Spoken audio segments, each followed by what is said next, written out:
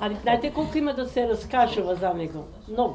Во пресрет на денешната 100-та изведба на представата Сомнително лице, присутните на вчерашната пресконференција во Македонскиот народен театар имаа ексклузивна можност да уживаат во друштвото на сопругата на Петре Прличко, која на театарот му подари дел од личните предмети на актерскиот великан. Малата просторија во старата барака на МНТ зрачеше со позитивна енергија додека новинарите ги слушаа раскажувањата на професор Јелена Лужина и на Нада Прличкова, кои се потсетуваа на човекот кој на 16 годишна возраст избегал од дома за да стане актер. Тој знаеше и овде да легне да спие, само да е во театар. Меѓу предметите се најде и наградата Бранко Гавела, која во хрватската театарска историја му била доделена единствено на Прличко. Карикатура изработена од Цицо Поповски, која според Нада Прличкова одлично го представува нејзиниот сопруг. Добро познатите очила без кои не можете да го замислите Прличко, неговиот магнетофон со помош на кој ги учел текстовите и добро познатиот црвен прстен. Перица никогаш, али никогаш не го симнал овој прстен од својата рака до последен миг од својот живот.